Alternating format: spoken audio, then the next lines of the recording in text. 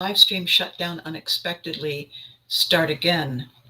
So here we are. Oh, look, welcome back. Okay, good. All right. So quick coffee, quick slurp. I want to talk to you about something interesting today.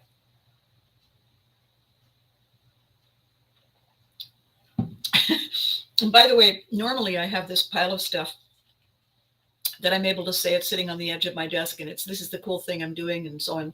And right now what I have is this enormous pile of papers because I'm pulling everything out of the closets in this little tiny office to find all the stuff for FanaticCon, which is this coming weekend. And also on my desk, what I have are my You Can't Do That hats and the tags that I'm putting on the everything that is for sale, so that but I can guarantee you. So I'm putting the tag on, then I'm putting the price on the back, and I can guarantee you that people are going to pick it up. They're going to look at the tag, they're going to turn it over, and they're going to say, "So how much is the hat?" I can guarantee it. I can guarantee it.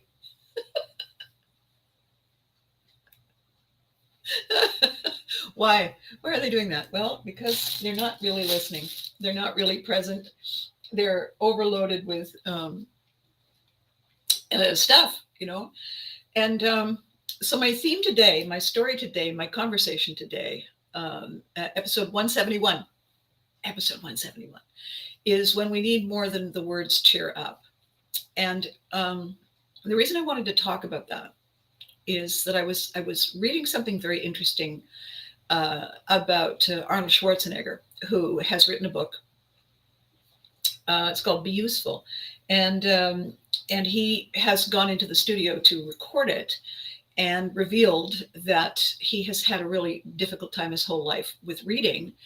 And he said, back when he was growing up, they didn't have a word for what was his difficulty. Today, he knows that he's got dyslexia, which is a difficulty in recognizing the symbols on the page. And so what he has done his whole life is memorize everything. And I know quite a few clever, talented, creative people who have had to do the same thing. They have had to find a workaround to get where they want to go, because that's how badly they want to go there. And it was that element in the conversation. Well, good morning, Charles. Yes, I am very excited for the weekend. Very overwhelmed. Very crazy things going on. And so this business of wanting a thing badly enough because it matters enough that we're prepared to go the extra mile, to do the leaning in. And I had this lovely, oh my gosh, lovely opportunity on Friday. Lance Moran, who is the organizer, the genius guy behind the FanaticCon concept, and this is year 4. He and his logistics guy Sebastian, they just pull out all the stops to make it happen. And he had a slot on the local cable community chat TV series called Daytime Ottawa to talk about FanaticCon. They give him a slot every year, and he reached out to me and he said, I can't get the time off. Would you be willing to go? And I said, would I be willing to go? Would I be willing to go on camera? Gosh, let me think.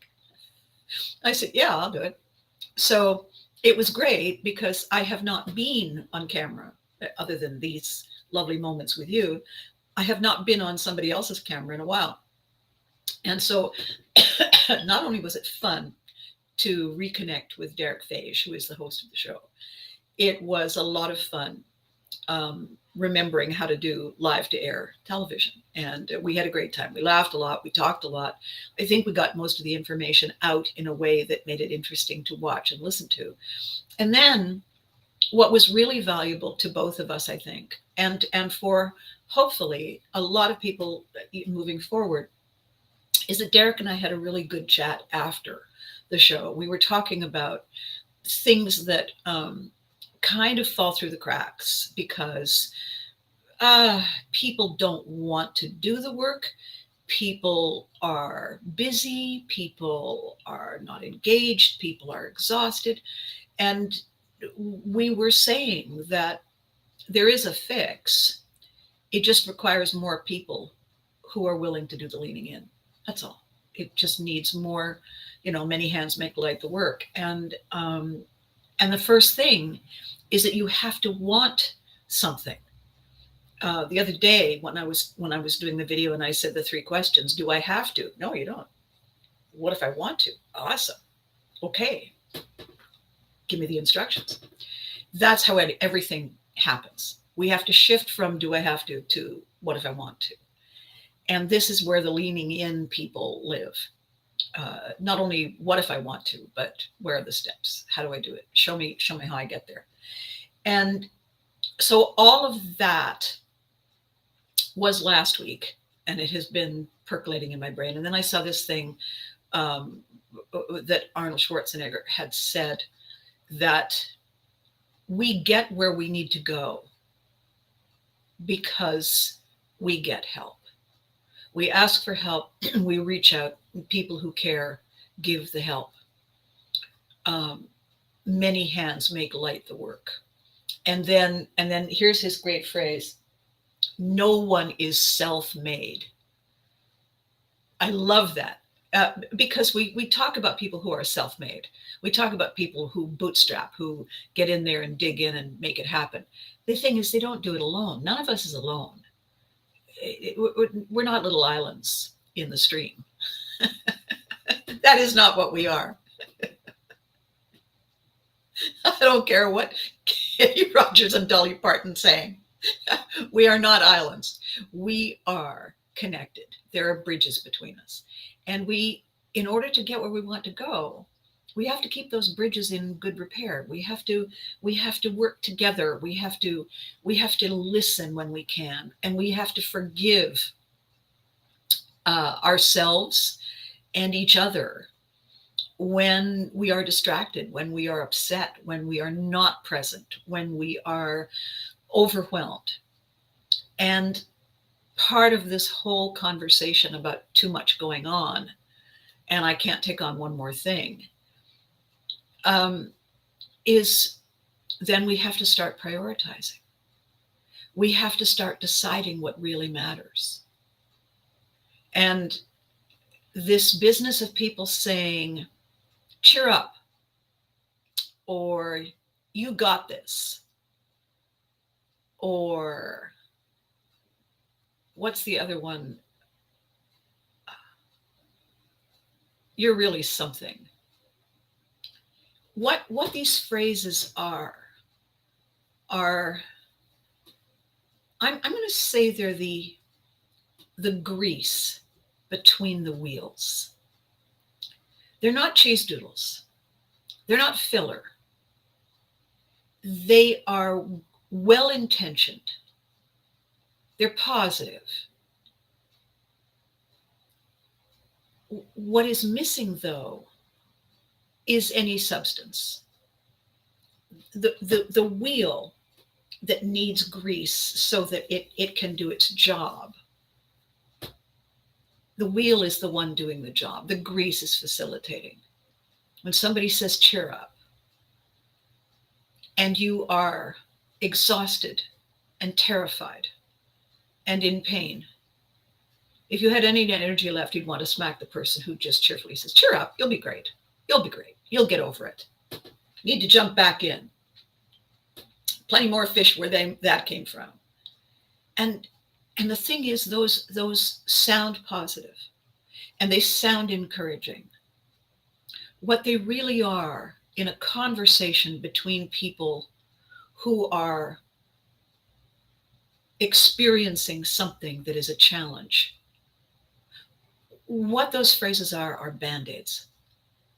And I wanted to talk about the Band-Aid effect today. And so I looked it up. I wanted to make sure I got it right, because really there's 2 definitions. So the brand of cleanup antiseptic that we buy at a drugstore that became known as Band-Aid, the band half of the word is an abbreviation of bandage. And when we are injured and there's a hospital or there's a doctor and they have the equipment and the supplies, there is something clean, antiseptic, healing that is put on the actual wound.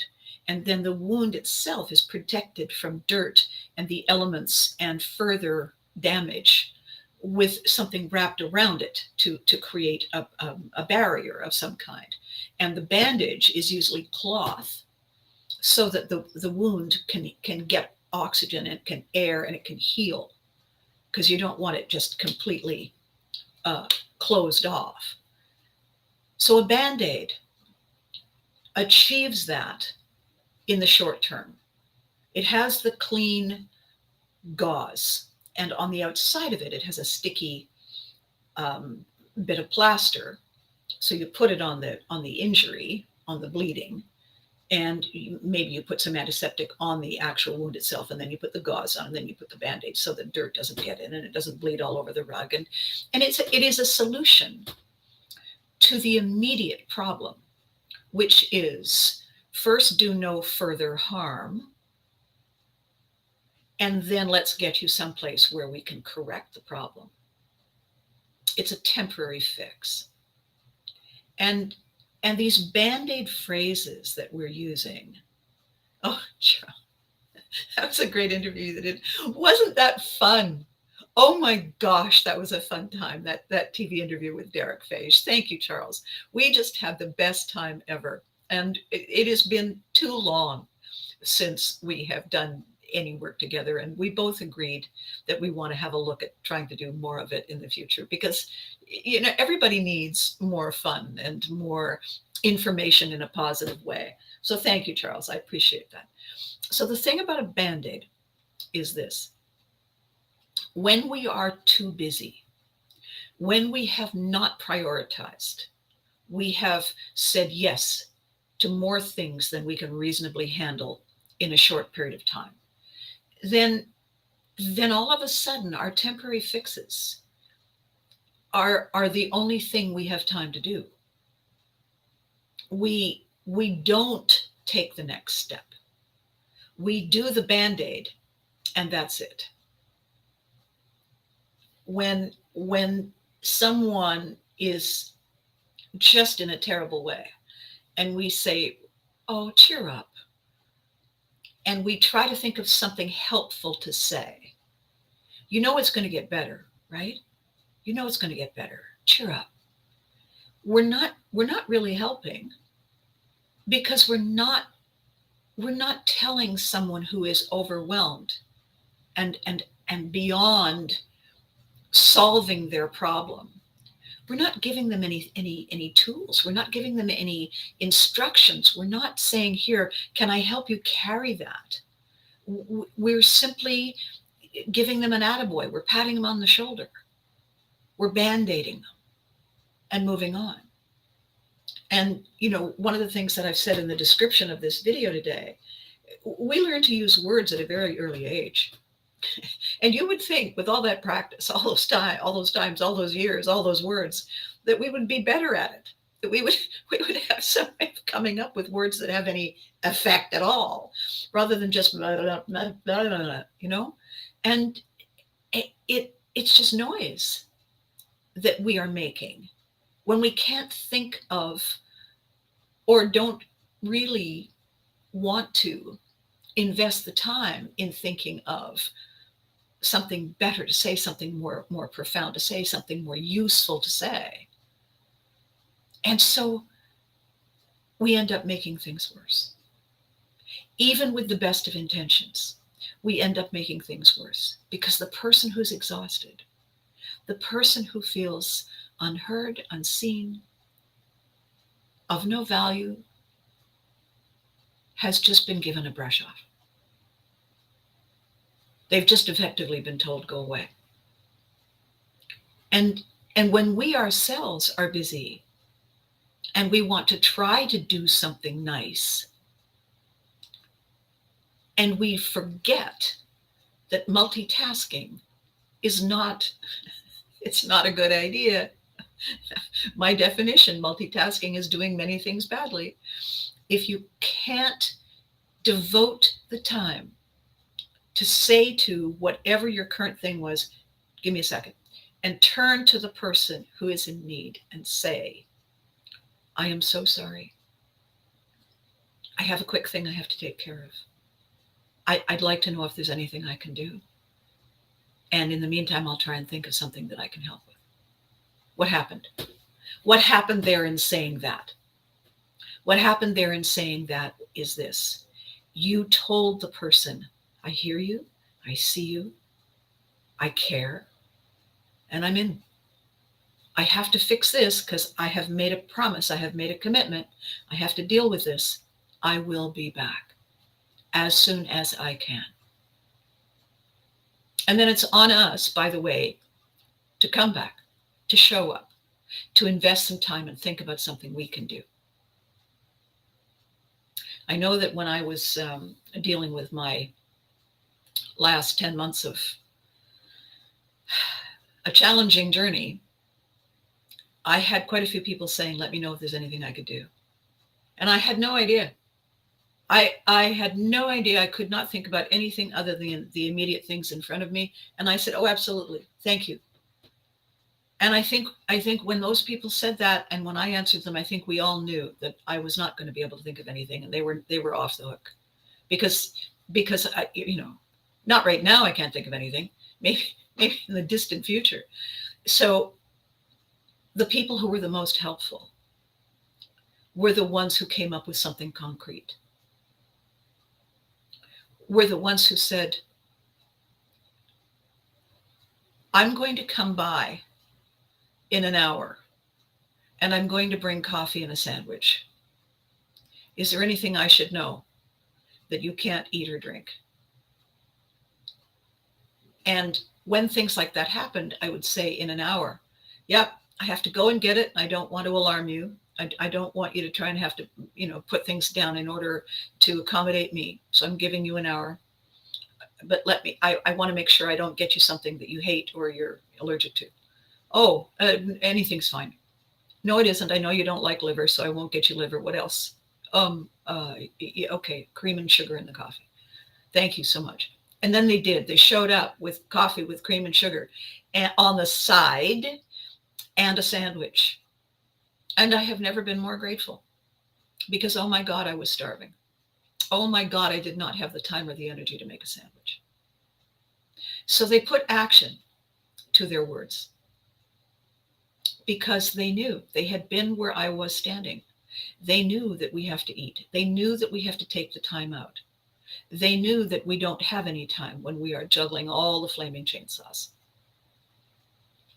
And so they said, you know what? This is going to take me 20 minutes out of my day.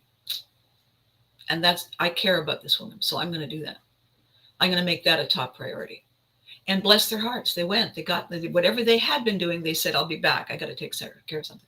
And they did it. It was huge. When they showed up, I burst into tears because it wasn't that I didn't think they'd come.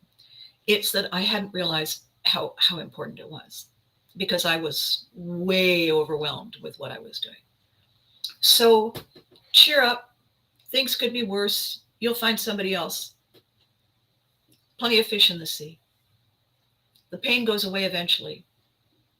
Oh, I know. You'll find another job.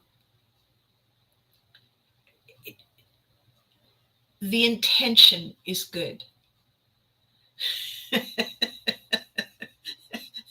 The delivery and the follow-through suck.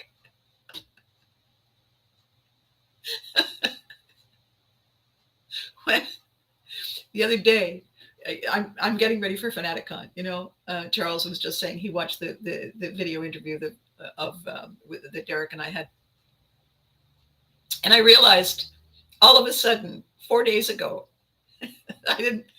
the people I had asked to do one of the tasks that is essential at these events.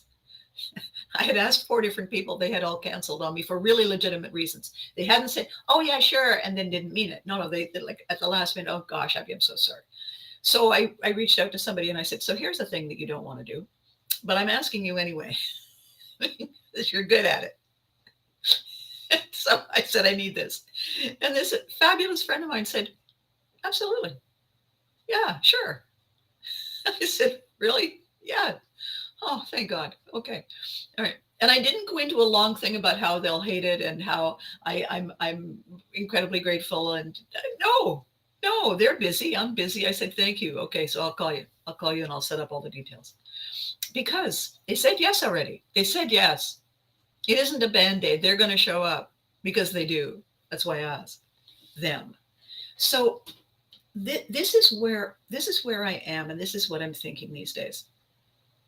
And by the way, Derek said, so what is it that you actually do at these events?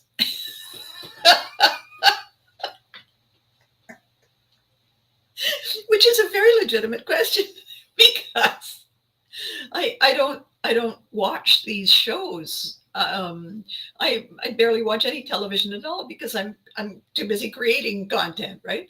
And I don't have collectibles, toys, and things, and I don't normally have souvenir swag from the shows that I do because, by the way, I'm working. I'm not saying, oh, people will want to buy this. I'm showing up for work, doing the work, thanking everybody and going home, doing the next job. So what the hell am I doing at this event? Well, thank you, Derek. Good point. What am I doing? So I told him what I had done last year and the year before and the year before that. And he said, you're making people famous. I said, I am. I am. That's what I do. I give people access to the portal. I show them where it is. I lead them to the threshold. I entice them through and across the threshold with a feather boa. And nobody in our lives takes the time to say,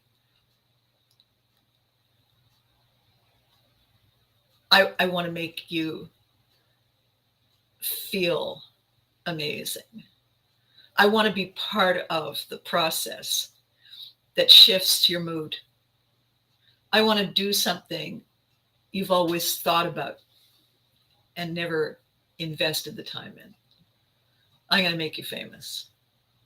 And I said, yeah. And the thing is that I can. I was teasing him. When he did that, I said, well, you know what? Stick with me, kid. I'll make you famous. Here's the guy. He said, I already have a show, Abby. And I said, see? Took no time at all. He's laughing. Fame is what we want it to be. Fame is the recognition factor. Fame is the category that other people slot us into for convenience. Oh, that's so and so. Yeah, they own the corner store. Oh my God, they have the best donuts and the hottest coffee. Oh, that's the guy who runs the gas station. You know what I really like about that station? When you go in, blah blah blah. That's fame. That's fame. When you go into the coffee spot and there's a plaque on the wall and somebody's picture with a name underneath it, and they're the employee of the month. That's fame. There is recognition for something you did. There is reward in some way, shape, or form because of what you did. And there is renown when you keep doing it, when you keep showing up, when you keep doing that thing that you do. And it's so cool to feel that kind of frisson of, why, yes, I am. Why, thank you for noticing. Everybody needs some of that. You know what? It's free. Really? That feeling is free? What isn't free is just making it fall out of the sky. Because as Arnold said, we're not self-made. It's a team effort. It's a combined, it's a tribal experience. When Lance dropped off all the stuff last week for me to take to show Derek on camera on Friday for FanaticCon, this is the kind of stuff we have. This is how much fun it is. These are some of the people who are going to be there. So I had all the props for that. I said to Lance, you know what's very interesting that people don't think about? one of the things that he has to do, which is a thankless job, it's a thankless, hateful, hideous job, is that after they've sold all the booths, right? It's a convention center. He has to go in with a measuring thing and put the tape down until the end of time. He has to do that over and over and over and over. Hands and knees, thank you very much. And so I have had to do that as well on numerous occasions when I have been at trade shows.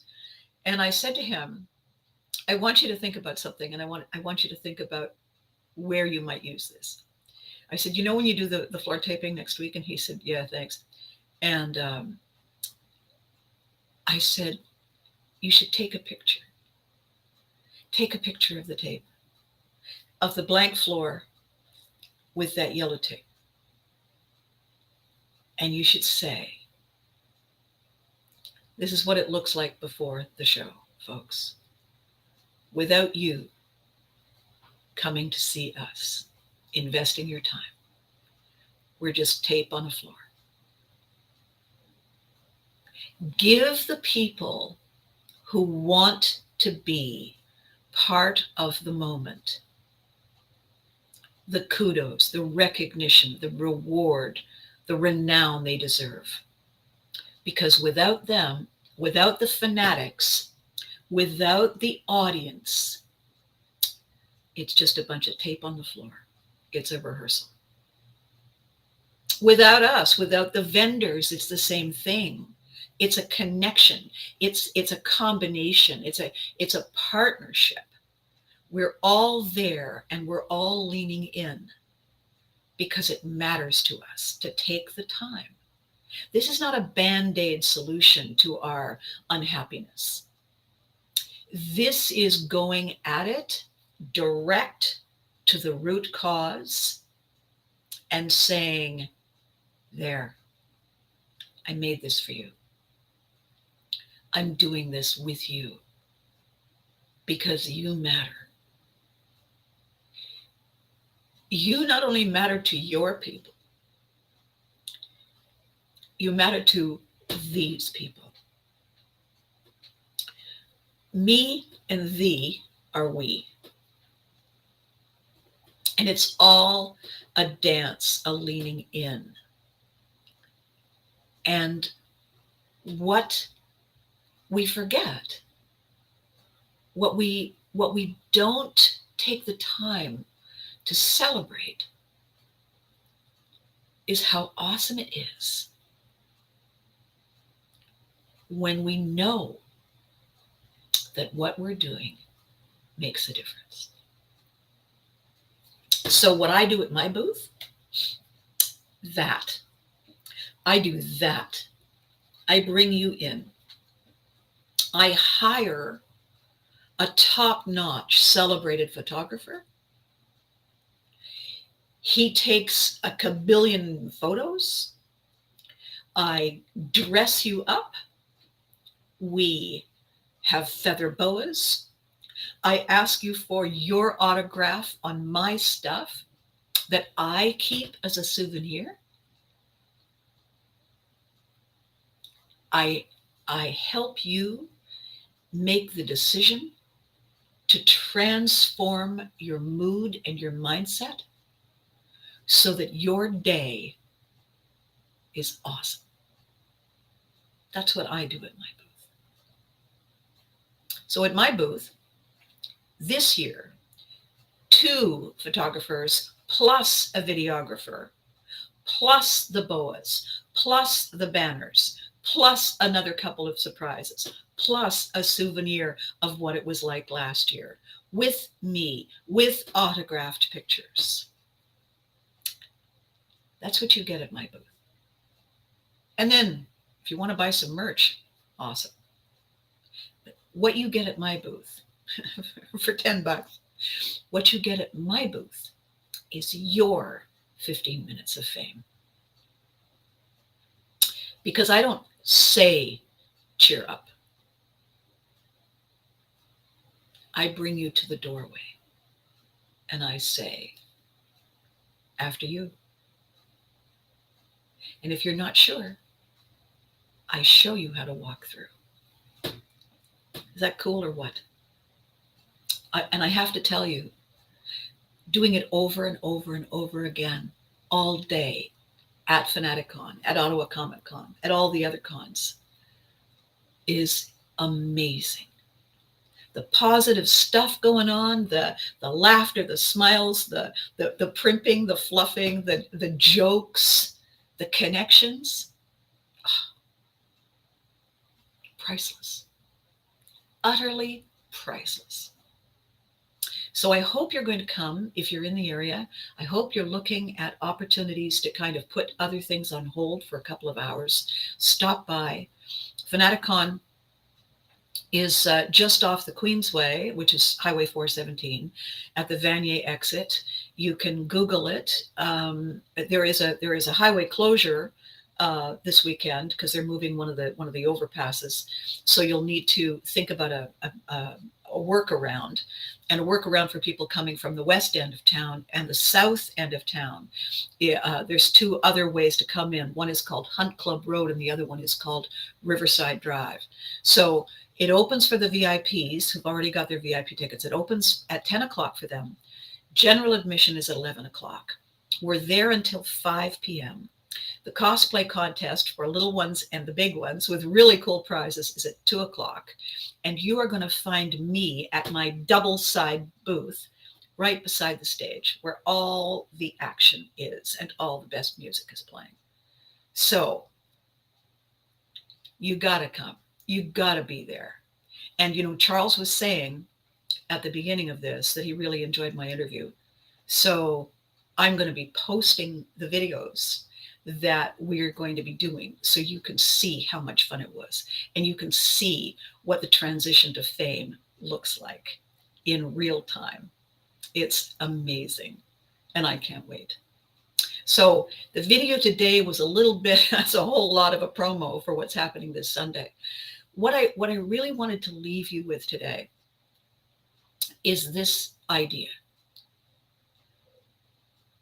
The best intentions only take us so far. If we're in a conversation with someone and they are in distress, remember what you have felt like when you were there. And if you have something to say, make it matter. Take that extra 10 seconds to make it matter. Look them in the eye. Everything we're feeling these days is so confusing. Look them in the eye. Give them 100% of you. Just for that moment. Try it and let me know how it feels. It's amazing. Okay. I have a desk to clean off, and I have stuff to take out of a closet, and I have things to put in boxes. So I'm going to keep this short today. I want to thank you so much for watching. I want to thank you so much for being part of what this is all about. Our videos together, thee and me, mean the world to me. And I hope they are enlightening, educational, entertaining, just plain fun for you. So the drill is, be good to you. You deserve it. Remember to hug your loved ones. They deserve it too. And I thank thee for joining me. I'll catch you next time. Bye-bye for now.